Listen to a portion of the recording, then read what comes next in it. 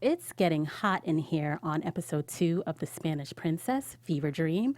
Today we'll discuss if Arthur and Catherine really consummated their marriage, poor little Maggie, and find out who my new best friend is from the cast. Stay tuned. You're tuned in to AfterBuzz TV, the ESPN of TV talk. Now, let the buzz begin. Hello everyone, welcome to The Spanish Princess here on AfterBuzz Dramas. My name is Tsahai Wilson, and I have a lovely panel of hosts with me. I like to call them queens since we're talking about the royal court. Yes.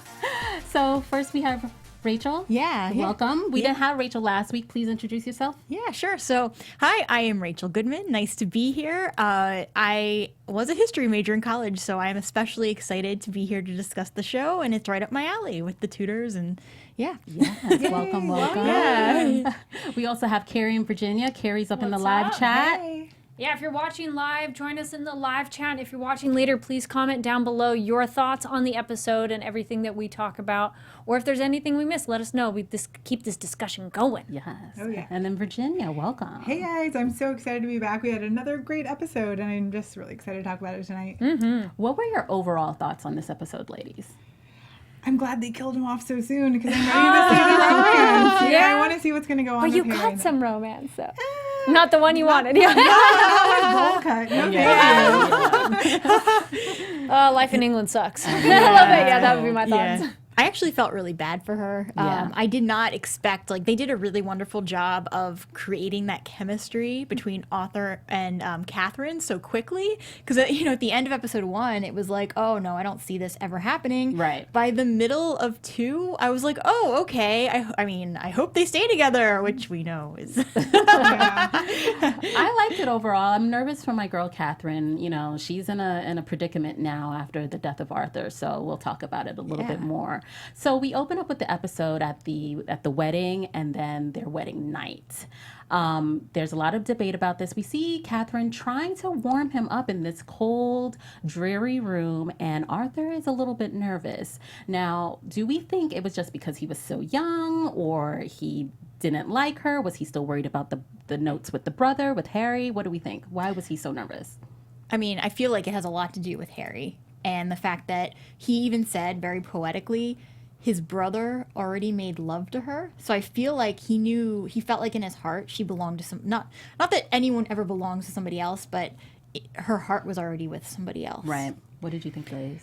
I think it's a little mix of all the above, and he seems like a guy that's a little more shy, that he's not super promiscuous or something, that this is his first time, and he's that can 15, be awkward. you Yeah. know, really, he's 15, and she's older than him. Yeah, and so it's just that, doesn't know what to do. And it was kind of like that, I'm not like a racehorse's stud, It's not a... Yeah, that was a great comment. Yeah, it makes sense too. Of he needs to be wined and dined. Yeah. Well, and I know because she's coming in like, okay, it is my job to get pregnant. Yes. That is the only thing I'm here for, you know. And so Mm-hmm. she has that on the brain, and he's like, we got some time. We're young, Yeah. Like, and for that, I don't know. Some people do need a little bit of whining and dining. So I don't know. And we know he has a really sensitive soul, Yes. and that he can't just he didn't sensitive soul and very needs to take time, can't just jump into anything. That's why he was so scared he couldn't write to her when he wanted to. Right. So yeah, he is not the guy who's going to be like, most men in that time period and just jumping into bed like that. Yeah, he's not as impulsive as his brother Harry. He's more of a bookworm and a little bit more thoughtful. So it did take him some time to literally warm up to her. It was interesting to me how she was like, okay, I'm ready to do this. I know I have a job to do. We are supposed to have a baby. This is part of the agreement, and let's get down to business. But it was also hard for her to see him kind of reject her a little bit. Yeah, I feel like that has to be so bad because I feel like women, we're so used to like people hitting on us and, just like always getting this attention that for like this guy to be like, no thanks. Like how, like, I feel like that would feel terrible. Yeah. And he's like, need to do your duty, and she's like, I'm trying. And she's just trying, but maybe she's trying too hard. And so I like that she changes her tactic. Yeah. And that'd be like in any relationship, if you're trying one way and it's not working, don't keep doing that same thing. change, and she does like, let me talk to you and like work out a relationship here. I'm not just this body, I'm a person, and this is who I am. Change also worked in their favor because they ended up going to Ludlow Castle. I think that probably helped. You know, they were away from Arthur's parents, and they could kind of make their own space for themselves, and it gave her an opportunity to really get to know him. Like when she sat down with him and lit the room in order to create an ambiance. I found it funny when here she is trying to create an ambiance in this room to get him, to make him comfortable with her, and Arthur was like, oh, should I say, you know, he thought he related it to church as opposed to a romantic setting. So that kind of spoke to how intellectual he is as opposed to being like romantic. Yeah. And it's funny too, because this whole time I'm watching this, and I keep in my head knowing, and I don't mean to bring Game of Thrones up right now. But do it. But I will, because George R.R. Martin based a lot of Game of Thrones on the Tudors and the War of the Roses, and a lot of things that happened in Game of Thrones is reminding me of what's going on in The Spanish Princess. And like specifically with, you know, good brothers dying and not so good brothers gaining power, and I just feel like Arthur is a really good guy, and now that he is gone, like I just kept thinking the whole time, I feel scared for her, what's in store for her, and it just, like, you can just tell that, like, there's all these what ifs of what if he had become the king. It's just, like, you can tell that he would have been a good ruler, and there wouldn't have been a lot of problems, but of course he had to die. Equal taxation for all, as he said. He even compared them to the King Arthur's court, you know, and she was supposed to be Lady Guinevere in his mind, which I thought that was very sweet, and again, intellectual on his part. You know, before Arthur dies, we see, and after he and Catherine head to Ludlow Castle, you know, there's other things that go on. Arthur speaks to Maggie and reveals to Maggie that his mother has asked him to spy on her. Maggie's still also having a hard time warming up to Catherine. What did you think of the scene where Catherine like fell on her knees and apologized to Maggie? I loved it. You don't see that a lot with someone who is above somebody else. Right. And for her to bow down at her, that, like, to me, that, because we know that in history, Catherine was a well-loved person in society, and so doing things like that, it just reinforces that she is a good person. She's like the people's princess. Yeah, exactly. And she does things, like, she doesn't, her ego doesn't get in the way. Like, it doesn't matter. Like, she is very humble. It shows her sincerity. She's like, I'm not doing this for show. I will get down on my hands and knees. And like the honesty of, I didn't know. I did not know the circumstances, which I think they had to have that conversation to move forward. Because it's like, hey, we have some tension. We need to talk about it. And it was nice they finally did. And I think Maggie appreciated that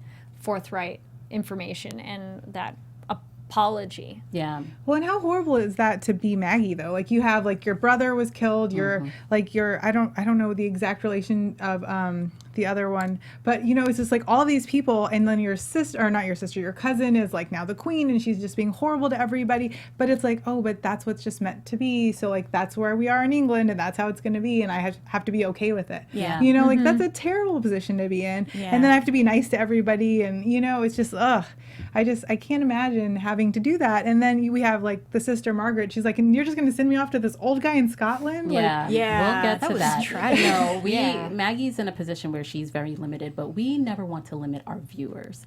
Yes, exactly. We have multiple different networks here at AfterBuzz. So you're on the dramas page. Make sure to click that subscribe button so you can be up to date on all the shows that come out through the dramas page. But we also have other ones as well. There's a sci-fi fantasy one. So if you're leaning more on the Game of Thrones side, that one will be on that page. I also host anime shows, so that's over on the animation channel. So make sure to go check those out as well. Hit that thumbs up button, subscribe in iTunes, give us a 5 stars because, you know, 1 through 4 don't work. And maybe 1 through 4 you might get a beheading, you know, since we're talking medieval. And leave comments on the video because we love to know your thoughts and everything. And so thank you for watching, listening, and helping us be the ESPN of TV Talk. Yes, and thank you to everyone that commented last week. We had Caitlin A.E. Ree, Stephanie Snitley, Marty Weaver, Chantel Davis, And that was it. Thank you. They were really Love the deep. historical facts. So many Yes. historical facts, and they were really invested, and we really appreciate it. So then we had Maggie. Virginia, you mentioned poor little Maggie. You know, Maggie is Arthur's sister, and she has been told, look, you, unlike Catherine, you haven't been betrothed since birth. You're just going to get married right now. And that caught her off guard. She was like, hey, this guy is old. I don't want to do this. What did you think about this whole setup with Maggie having to get married? The worst. I mean, I feel like it's always the worst. You know, like you think of now, like, oh, to be a princess, it's so great because you have the freedom of choice. But back then it had to be awful. Like, I feel like Catherine is doing a good job, like, navigating it. And I loved their interaction where she was like, now England is my home and all of that. And like, you can do it and you're strong, which I feel like is a great theme that we keep seeing because like we see Arthur and he's like, weak and not like, you know, he's just not strong at all. But then Catherine is like, he even said like, oh, you may have already like not killed me, but what was that comment that he made? Oh, conquered. No, I would, I think it was like conquered. Yeah, that was just like, oh, like that like hit my heart. I was like, oh man, like he's not even gonna try, you know. So I do love the recurring theme and how Margaret was like getting advice from Catherine on like what it is to be a queen in another land. Oh, the sister bonding. Yeah, that was cute. Yeah. Like, we're sisters now. And the grandmother says she didn't have a specific betrothal, but it was you would be arranged marriage at some point. Right. And I think she probably doesn't think about it like, oh yeah, sure, that'll be another thing. Maybe I'll have some say in it. And then she brings up so many points too of like, these are those scoundrels and they're peeing on the chapel and they're drinking and they're doing all these bad things. And she makes a really good point to say those up that even the grandmother goes, ooh, maybe this is not the best plan. Right. Yeah. But apparently that does not stick. Yeah. And the way that the grandmother positioned it too, like it wasn't even it was more about the finances with her. Right. Yeah. And she still wanted it to happen, but like in a different way so that it didn't hurt them. Not that she cared about her granddaughter getting married to some guy who, let's also point out the fact that James V of Scotland was born in 1512 and Margaret Tudor 1489. Yeah. So, or sorry, not born 1512. He was born, if it says anywhere.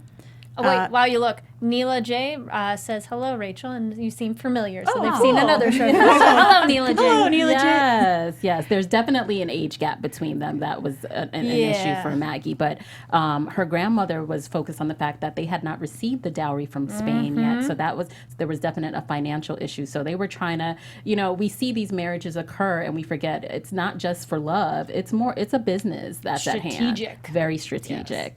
So No thanks. It's one of those, if they had any choice. did you find what you were looking 1473. for? Nice. He's a little bit older than her. A May-December relationship. Yeah. You know, it was interesting because when Maggie said that he may die, you know, her grandmother, Lady Margaret, doesn't seem like someone that can be easily persuaded. But when she went back to the king and said, hey, you know, we should actually reconsider this because, like she said, someone the king, you know, King James may die, then who's going to be the leader after that? It's going to be someone who may not be looking out for England's best interest and want war. So I thought that was an interesting perspective. That And they'd lose their dowry. Right. So like they'd be out money in a year for what? So it didn't make any sense. Yep. And that the English-Scottish relationship was very tumultuous at best. So like her safety, like just beyond even having to marry someone who she doesn't know, who's much older. Yeah, like that's leaving your home and It's so crazy to us now because we definitely live in a time period in like this country and this time now. Arranged marriages, we'd be like, what? Right. No way. Yeah. Shout out to hubby Joe in the chat. It is my sad. It is sad to believe that arranged marriages were a thing to align family and country. You see? So we have Catherine and now Maggie who are trying to perform these duties, but it's not easy for either of them. We also have Arthur getting sick. yeah. And our girl Lina got sick. Yes, I was worried. I thought they would kill her off. I know, was like, no, not yet. She and Oviedo, I'm waiting for this love to happen. So Lina gets sick and runs away. She's like, I cannot get Catherine sick at all, which I thought that was very noble of her. Yes. She throws herself into the fields, and then Oviedo comes to her rescue, which I thought was great.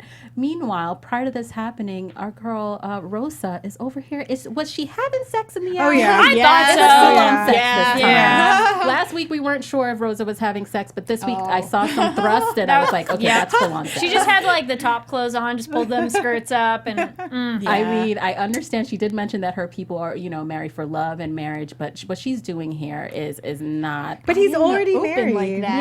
yes. What is she expecting? Yeah, he's already married. I know, and I mean, I guess the lust has gotten to her, and Stafford is a very handsome man, but girl, you got to get it together. I feel like this is teenage desire. Like, tell me you love me. Yeah. It's like, girl, it's been a very short period of time. He does not love you, and he's totally just saying that to be like, yeah, I love you. Exactly. And like her big thing in episode 1 and 2 was, oh, he's funny. He makes me laugh. Oh my God. Like, come on. No, Yeah. he's going to break your heart. Yep. Yes. And then you're never going to do this again. I know, and Lina's here trying to keep Rosa focused. She ends up getting sick.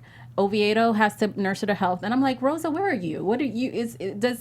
Shouldn't you be the one helping your girl? Like, she's keeping your secrets, and she's keeping you focused on the fact that you're supposed to marry men of the court. Also, what I found interesting was when Lina was told that she no longer, that Catherine no longer is the one choosing her husband. Yeah. That now it will be the king's mother who will select. Yeah. No thanks. Yeah, that was an unfortunate reveal. Yeah. You know what else I found interesting? Oviedo was like making her really cold, but they did the exact opposite with Arthur. They You're were like, like yeah, putting him just by the sweat it fire, out. just sweat it out. Right. It's You like, know, no, your so- brain boils fever. Yeah, and No they thanks. but they did crazy things back then. I mean, like they like Yes. drained. I thought they were gonna drain him, which is like No. something that they do a lot. Yes, Yeah. yeah. Like get it out of you. Yeah. But, ugh. Yeah. The guy with like that really weird Yes, mask. the mask. Yeah. Yes, which And we've seen in other movies, and I They're think the plague masks. Okay. Yeah. They use, they use them in the plague because then they could also put flowers in the bottom of them so that they would smell that instead of rotting flesh. Yeah. And then it was essentially a safety mask, but not much because they're still touching them with their hands. Yeah. And it's like, really? Yeah, that was. I like that you point out the difference. Well, that was something that wouldn't you think you'd want your immediate handmaids, ladies, or anybody who's your immediate court know some basic first aid stuff? Because it seemed like Oviedo's like, oh, no, we got to get her cold. We have to Yes. break this fever and everything. Yeah. And Rosa's like, what are you doing? You know what I think about? I think it's Like you're useless. Yeah, we Yes. know Rosa's mind is elsewhere, but Oviedo, he's a bowman, so he's a soldier, and we learned, he came from the mountains and was actually sold to the army. So I think he's always had to be a little scrappy and know how to take care of himself, and I love that. I also felt like he had a different technique than what the norm would have been for that time. Yeah. I feel like the norm would have been, like you guys were saying, like leeching and like draining you of blood to cleanse you. Whereas he has like, maybe back then in that time period, his methods would have been more like, I don't even want to say avant-garde because that's not it, but more like, Natural, would you say? yeah, like Holistic? Holistic. Well, he's yeah. also our main character that's still following the Islam faith. That Yeah. maybe their group has different methods for health compared to what the other group that was taking over did, kind of a thing. Yeah. And Yes. that makes sense. And speaking of Islam, Catherine did say that when she was trying to get Arthur to warm up to her, that I am Catholic, but we are still influenced by Islam a Yeah. lot, and I want to share that with you, which I found very interesting and great. Semi-rewind. Neela J in the chat says, it's refreshing to see the woman get rejected in the bedroom. I guess so. I don't think Catherine felt that way, but she No. kept Yeah. she was focused. I really appreciated that. But I guess testament to Arthur is he didn't totally force himself onto her. Like, it was the first, initial lust desire, but then when it wasn't quite working as he planned, he's like, you know what? I'm going to sleep in the other room. Yeah. I saw, I was like, is it that he's just shy or unable to love? But then I saw him he's so sweet with Maggie, when she touched his hand, there was a shot of Maggie touching Arthur's hand, and I was like, what's going on here? I was getting those vibes a little bit too. I was getting the vibes more with, definitely with Maggie, and it almost didn't feel like she was his aunt. Right. It seemed more like she was jealous of Catherine because she wanted to be with her, Yeah. be with Yes. him. Well, and that was totally normal back then. I mean, people were always marrying Yeah. cousins Yeah. and aunts and uncles Yeah. because they're always trying to keep the family, the the bloodline bloodlines strong. together. Yeah. I think it's overprotective mother because Yeah. it does seem that his own mother isn't warm to him, but Maggie is. And it feels like Yeah. Maggie did probably more actually possibly raising him in the more formative time periods of how they spent time with them Yeah. and their family. So Maggie also was the one who listened to the door when Catherine Yeah. and Arthur were doing something. Not doing it. I know they were. That's when they first time, I think. Well, that's the thing. Doing We'll talk- something. we'll talk about that more in our news and gossip and keeping it real segments.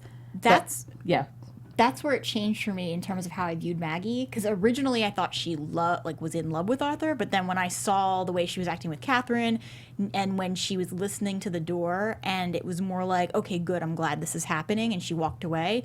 Then it started to change for me. Like, okay, this is probably just more of like a mother to him who was actually just. And I guess it's been a happy Mother's Day to all the mothers out there. Any mothers on our Thank you, panel? thank you. You're welcome. You're welcome. Don't be mother. Yeah, you guys count too. You're people too.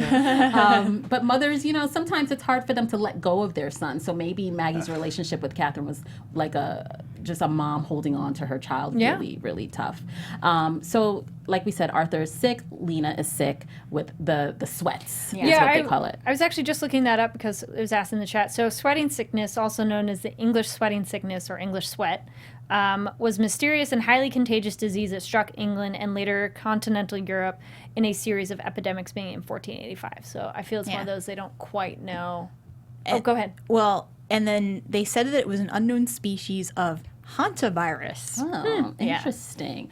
Well, And supposedly Catherine actually got it. Yes, I in read that as well. Historically, she got it, and so that's why they said the marriage was never consummated because they were both sick, and then she was never pregnant. So all of this goes on and on. right, and that's the thing with this show. It's like we see what we're watching in the actual show, and then we know what happened historically. So we'll kind of straddle both lines. What I found interesting also was Catherine, when Arthur was sick, she was like, she wanted to be near her husband. She was like, I'm going to still be here. By this time they had built this bond. And there was that moment where she asked everyone to get out of the room so she could speak with him and ask him, what do you want? And he was like, I want to live. And I was like, yeah, that's not going to happen. Got another wish? He did seem to recognize it, though, right after he said that, when he was talking about being part of Arthur's court and how he saw a seat for himself and Teddy. Yeah, it was like, okay, I think what he wants and what he knows, I think he knew he was still going to die. Yeah. So Arthur does die. His parents come from London and they find that their son is dead, and his mother falls to the floor. She couldn't handle baby. it. I know. And oldest son, firstborn. so Ugh, that's got to be hard. But I mean, they that happens to people all the time. Then I think they had 8 or 9 kids. That's why they had so many, because most would die. Half of them died under the age of 3. Right. It's crazy. And then because of Arthur's death, it speeds up this marriage train for poor Maggie. Yeah. There was a bit of a lull there where she thought they could slow it down a little bit, but now because of Arthur's death, they were like, no, we need this alliance to happen immediately. So you got to do what you got to do. It also leaves our boy Harry out here. So Harry, when we first saw him in one of the scenes that I really liked was when he was teasing Arthur about not knocking on the door after the wedding night, and Arthur was like, "I've been in Spain," trying to talk it up like he really did have sex. Brothers. But yeah, Harry, I like him. I want to hate him, but he's so handsome, and I know he's like a mean character. But I'm interested to see what happens next. But in real life, he was supposed to be quite the charmer, and he wrote love letters, and he was very poetic. So he's supposed to be this very romantic guy, anyways. So they are playing it up. Yeah, that's what I was gonna say. Is that I feel like it's actually very accurate of his character, which is why I'm so scared of him, because I know what comes next. Right. So I'm like, okay, no, run.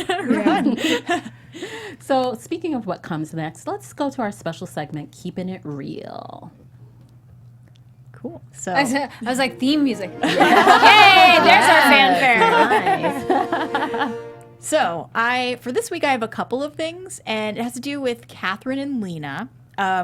Everything I've been reading about Catherine is that this version of her is not accurate in terms of how headstrong she is, and that basically she wasn't passive, so it wasn't like she wouldn't have been passive, but she would have been just, a younger person who wasn't as quick to say some of the things that she's been saying and to stand up the way that she's been standing up. And apparently, she was actually very passionate and very stubborn, but she didn't walk onto English soil and react the way she did as they're claiming. Oh. So it wasn't like, oh, this is gross, I'm not used to this, and all of that. It was a little bit different, and she wasn't as headstrong. She was still younger, and I feel like, too, like based on what I was reading, that the way that they're playing her off is that she is like more of like already has so many opinions that she might not have had necessarily when she first arrived. Interesting. They're speeding up the process. Yeah, exactly. Like they made her older than she really was. But I like that with this political climate and in so many of our shows today, we have strong female characters. Yeah. So I like the fact that they wrote her this way. I do too. I love her as a character, definitely. So I'm glad that they did it. It's probably something to more update it for a contemporary audience because we'd be like, okay, we've already seen that character. We want to see something else. We'd be like shaking her, like, Yeah. come on, girl, Do get it this. together. Lina, that's the other thing, is that there's been a lot of question about her handmaids and like if it's accurate. Lina has been mentioned, but like only very briefly in a historical document they found. So they don't know anything about her really. So pretty much everything that they're saying with her is just fiction. So what I found specifically was Lina and another historical black character, one of Catherine's soldiers, are only briefly mentioned in documents of the period, requiring the actors and producers to flesh them out in the 8-episode drama drawn from the novels of Philippa Gregory. So that's interesting. Very interesting, because I will say, when I saw the previews for this show and I saw a black woman and a black man, I was like, I'm in. You got me. Yeah. It was just something we don't normally see. And I always love a historical drama and a period piece. But to see these characters, I was like, I'm interested to see how they fit into the court and the rest of the storyline. Quick question, though, and then for panel and viewers. Do you like it better, or would you like it better when it's a historical fiction, if they put people of color in arbitrarily, or try to keep it to if they are real people, try to keep it who they are? I would rather, in this climate, they have made it very obvious that this is not based 100% on history. Right. I'd rather them have a diverse cast in this Yes. climate, because I feel like it's been like they don't do it enough in Hollywood, and they don't do it enough in the film industry anywhere in the world. So I would rather it be diverse and absolutely. like Hamilton. Hamilton was amazing. Yeah. And Right. it was I like love anybody can play it. Hamilton. And you can just, you feel the characters regardless of what they look like. And it you know? shouldn't, like, nothing should ever, like with Hamilton specifically, like you shouldn't ever be limited to, oh, you look a certain way, well, you're not going to get cast. No, Right. it shouldn't be like that. And I think sometimes although we may not see these characters of color on screen, they've been there. They just may not have been written into the storybooks, or they'll reference as something else, like a slave or something else. But those people had lives too, and so to get the opportunity to see those lives fleshed out is amazing. I do recommend Mary Queen of Scots that recently came out, because that one, they did put women in the court of color that would not have been that. And the director talked about it's like they didn't care to be historically accurate in that way. They're like, no, there's no reason to stay that way. Why not have the better actor in that role? Nice. All right, that takes us into our news and gossip segment. Oh, yeah. So for all of you royal baby watchers out there, like myself, the royal baby was finally born. Yay! I know, I'm so excited because I just love anything with the royal family. So Meghan Markle had a baby boy, Archie Harrison Mountbatten Windsor. So he takes the name of all the other grandchildren from Queen Elizabeth. I love that. Yeah. So that's about all. Because last week we were like we were waiting for it. We were on baby watch last week, and then bam. Yeah. There's The baby next Archie. day. The next day, I woke up and I was like, it's here. He's here. Next, we can go into some of our photos from Instagram that I pulled recently. Photo number 1. In honor of Mother's Day, the Spanish princess posted a picture of Catherine and her mother with the caption, "Strong, beautiful, powerful, like mother, like daughter." That's awesome. Nice. That's another thing, is that I love how they showed a woman actually going into battle. Love yeah. that. That was Love that. good. Yeah, I don't care if it's historically accurate or not. I'm glad they showed it. Yeah. Then picture number 2, we have Charlotte, who plays Catherine, getting her makeup done, and I just thought she looked so angelic in this photo. Aww. The look, and the caption is "the look of true love," and she's shouting out the makeup artist. That's funny. Next photo is from our Oviedo. He posted this, and it's a picture of the caption says, "These two guys trying to steal all the ladies in tonight's episode." So that's Stafford, and I think, is that Harry or somebody else? I can't really see, but two of the ladies' men in the episode. Nice. And then I made a new friend this week, actually a new best friend. Lina, who's played by Stephanie Levijon, she had a cool photo of her working out, which was my inspiration. So I captioned Fitspiration, and she actually liked my comment and put a heart. If you can see it in the next slide. So I was like, oh, we're best friends. She's welcome to the show. Look at that. Look at that. Yes. That's amazing. So Lina and I are best friends, and I will be in the court getting a husband soon too. As well. So that wraps up our news and gossip segment. But I have one more thing. Sure. Oh, yeah. Yeah, about there was a Refinery 29 article that was speaking to the nature of how they have a more diverse cast in this. And what they said in the article was the budding relationship between the two black leads, Lina, and the Muslim Oviedo, truly breathes a new life into the format and steers clear of one-note narratives. As Catherine's lady-in-waiting, Lina holds significant prestige, while Oviedo wrestles more with issues of class and religious persecution than the color of his skin. And on that note, my opinion, too, is that I love that they are showing Islam in a very beautiful light. Yeah, I appreciate that as well. Yeah. Yes, thank you, you, ladies. And so we'll go into predictions for next week.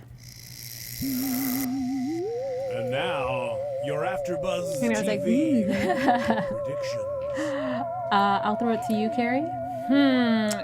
We keep saying, and I would keep saying, Rosa spells trouble, and it's gonna be a problem.